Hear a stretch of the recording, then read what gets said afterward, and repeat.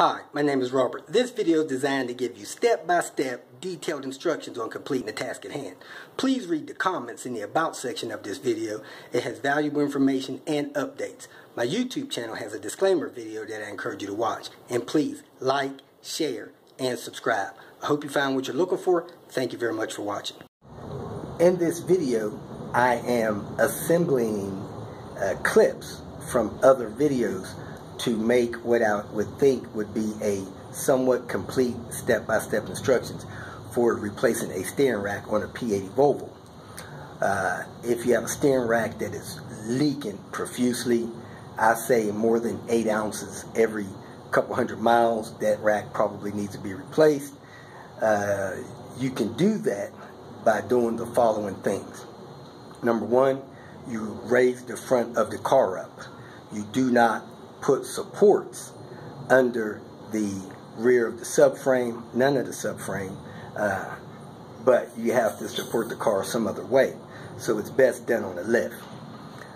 Second thing you want to do is remove the wheels. Then you want to remove the tie rod ends. Then you want to lower the subframe. I would leave in the front passenger bolt of the subframe and totally remove the other bolts.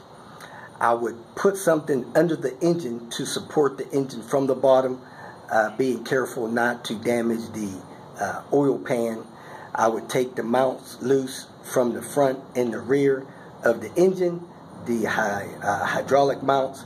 I would take the mount loose from the front of the engine. Make sure you got something big enough and safe enough not to damage the oil pan when you support the engine from underneath, or support the engine from up top with some kind of engine cradle or something. You lower the subframe. Before you lower the subframe, you release the steering linkage from above the steering rack. You take several bolts out from the steering rack on the subframe. You pull that steering rack out of the driver's side of the vehicle, and then you slide the replacement one in. You connect all the mounting bolts, reconnect the lines. You raise the subframe while guiding in the steering linkage, and you reconnect that stuff. So this video will try to portray that. I did replace my steering rack when I converted Panther to a manual transmission car. So these clips are, got a little bit to be desired, but all in all, it'll guide you through that process. I hope it helps. We're going to be replacing the steering rack on this 1995 Volvo 850. Should be the same for all the P80 cars, all the 850s, S and V70s from 93 through 2000. Step number one, get the car up in the air. We have it totally in the air, 4 jack stands. You can just get the front off if you want, but we decided to put the whole thing up. What I'm going to do is take the wheels off. The other side of the subframe has to come down quite a bit, so I'm taking the control arm loose. It's an 18 and a 15 there. 18 and a 15 there. Remove that. Next, I removed the sway bar end link from there. It's a T30 and a 15 millimeter. I also unplugged my ABS sensor wire from right here. And you got to take this 19 millimeter bolt off of here and pop this with a sledgehammer to get it to pop loose from there. That is your... I had some sway bar bushings. As you can see, my sway bar bushings are shot. So hopefully I brought them with me to replace those. I'm going to pull this control arm out of here, pry it out with a screwdriver, get them to come down. Next, we are supporting the engine because we're going to drop the subframe and we don't want the engine to fall down with it. If you let the engine fall down with it, you got to disconnect all kind of fuel lines and coolant lines and engine supports and all of that stuff and your mounts. This way you don't have to do so much. So you got to support it through there, right in front of that upper torque arm bracket. We got to support it over there at the power steering pump ring. and we're going to take a little slack out of it before we start lowering the subframe. The air tube here, push that in, remove that. Then we're going to remove the battery. Then I'm going to unplug the mass airflow sensor, take that clamp loose, and remove the air box. My upper intercooler turbo pipe loose going through the throttle body. Then I took this turbo hose loose going down to the bottom of the intercooler. I got my battery out. I have my air box out. Now I'm going to go ahead and take this turbo tube off. That way it'll be out of my way. I took the bolt loose on top of that mount there. Now I'm coming under the vehicle. I took the transmission torque mount loose. I took the bolt out of the power steering line since we're going to do that rack. Put our tie rod in loose. 14 from there. 14 from there. 18 from there. 14 from there. 14 from there. And I have a bolt in the steering column. I need to take that bolt out so that the rack can drop down. Next we're going to lower the subframe. Take the 2 14s from there, 18 there, 18 there, 2 14s from there, 18 there, and we're going to take this one down about 2 inches. So it'll all be hanging from this bolt here. Bring that down so we can get to that rack. Also pull the motor mount bolt from right there. I believe that was a 15. I took the subframe attachment loose here. Took the subframe bolt out there. On the other side, I loosened the subframe bolt there, and I took the subframe stuff loose there. Now I should be able to work this steering rack out of the other side. I take those lines loose. So take those lines loose, then you can work that steering rack out this side. Disconnected the steering linkage. You really should do that first, and you could tap it apart with an air hammer or with like a small sledge and a chisel or something. You want to get that apart before you drop your subframe like I did. You don't want that stuff pulling on the linkage inside the car. It could snap a breakaway pin. Replace the old rotted out engine mount. I'm about to do the same on the back. I have scraped most of the dirt off of the subframe onto Dan's clean floor. Don't tell Dan. So next I'm going to attach the rebuilt lines onto the rack in the order that they go. And then I'm going to try to find the bracket that puts those in place so that I can set that rack in place, bolt it down. These hoses, I took them to a hydraulic shop, had them rebuilt. So these hoses are like new. And I went on ahead and bolted them to the rack before I set the rack in place. The inner tie rod is in really good shape. And I'm going to go ahead and set this on the subframe. And I'm going to look for the brace that goes here. And I think I have a bracket for about here that'll bolt to the subframe. Next thing you need to do is slowly raise the subframe. And while you're raising the subframe, you got to put the key in the ignition, unlock the steering wheel, and make sure you align the steering linkage so that it goes up inside of the peg that goes through it from the steering column up there somewhere. And you might have to try to spread it with a screwdriver a little bit. Once you get it in, you may have to go inside and tap it or wiggle it down over your steering linkage. So get that steering leakage down in there, put the bolt through there, put the pin through there, then secure your subframe. Get the bolts in it, 18s and the 14s. Next I set my control arm in. I got new control arms, some Swedish car parts, and it's their custom made ones for the Volvos. So I'm going to go ahead and do the ball joint first and then the frame bolts. We attach the inner tie rod ends.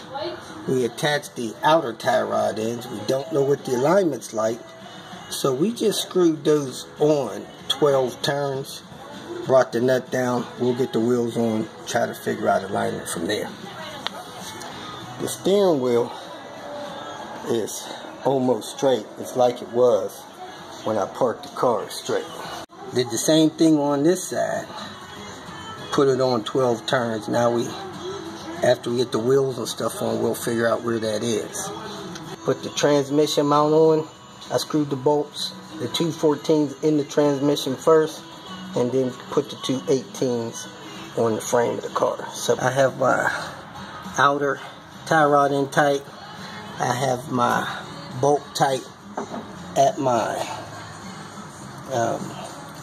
ball joint there, control arm, and I loaded the control arm so that it's pretty much level, bearing the weight of the car. Now I'm going to tighten those bolts back there. You should not tighten the frame bolts with this tight until you get that level. Having it level, then tightening it, stops you from tearing up those bushings real fast. Thing I like about these Swedish car parts control arms, they got a real nice tight fit, and they came with new hardware. I like getting the new hardware with them. Steering rack, you got this funny bracket that hooks under there and has a bolt on the bottom of it. Then you got to make sure you get this line bracket bolted into it. I actually hooked that stuff up before I put it in, but I was also replacing my line. Next, tighten that bolt up there. Tighten that bolt up there. 18 there with the big washer. That bolt there. 14 there. 14 there. Rack is secure. Reusing this tie rod in out here is in pretty good shape. It's got the bolt on it, and I held the tip with a vice grip and tightened it up with the 19mm on that side. Because doing lines, I had these lines rebuilt, and I route them in between the oil dipstick and the intake manifold. Put it on there, push it up as far as you can, put a clamp on it, and I'm going to route this one over that dipstick and screw it in the bottom of there and tighten it down.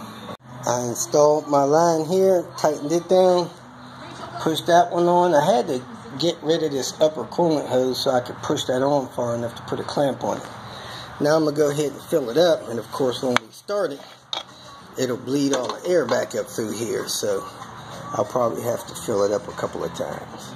We're going to try to get the alignment close so that we can drive the car to get in real alignment to the alignment shop. So we put the bolts in the wheels, kind of snug them down, and the car is up in the air. You want it off the ground. We got the steering wheel centered, and what you want is a very mild toe in. When you're looking down at the ground at your feet, toe in is this way. So this passenger side looks like it has a very slight toe in, which is good. But the driver's side has kind of a lot of toe in. It's almost even with the flow of the bumper. So we're going to roll that out. I can't hardly see the bumper and the mud flap on this side, but I can probably see the mud flap on this side. Yeah, I can see the edge of the mud flap on this side. We're going to roll this in a little bit, and hopefully that'll be good. We'll take it for a drive, and short drive, and see. and then take it to an alignment shop. As you can see here, we got the steering wheel centered, and I'm going to go down here and move the adjustment on the inner tie rod in to roll the outer tie rod in to pull this wheel a little less toe in. This nut here is loose. Now I got to turn this to pull this side of my wheel in toward the frame of the car. So let me do that. Nope, that's too big. It's a 14. I might have a couple 14s in this box. Dang, it's bigger than that. It's smaller than that. Now, I believe rotating this counterclockwise will pull that wheel in. So, I'm going to go a whole turn in and see where it ends up at. Can you see the wheel moving there? Yeah. Alright. We have a laser pointer. It's a level. So what we're doing is we're letting the edge of that laser pointer graze the front tire, graze both lips of the back tire, and then we're going to measure the toe end from the rubber to where the laser hits it. We did the other side, and it hit it right about 3/8 of an inch. So we're doing this side the same way to see what kind of toe end we got. Dan is measuring on the most outer part of the tire. He's at 3/8 inch. When he moves that, move your ruler. You see we got a graze of a red dot on the back side of the tire here, and we got red dot on both edges of the tire there. So we're going to match that 3/8 on the other side. Thing together, got the alignment done. Dan is going to hit the key. Power steering.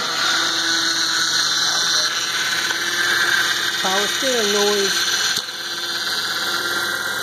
Alright, let the air out of that. Turn the wheel a couple times.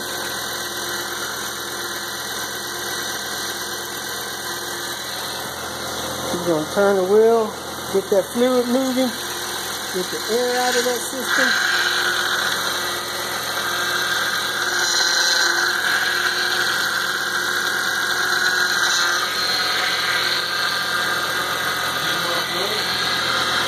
Not yet. Alright. Yeah, I need some more. We're going to top the fluid off. Hooked up and done, and the Panther is coming down off the jack stand. Come on down, Panther. Let's hit the road like a mountain lion. If you feel that this information was useful, please like it and share it with your social media friends. You can subscribe to my channel so that you will get notifications of future videos that I post. You can follow me on Twitter, and if you need to contact me directly, please visit my website. And if you have any questions, leave them below, and someone or myself will reply to them. Again, thank you very much for watching.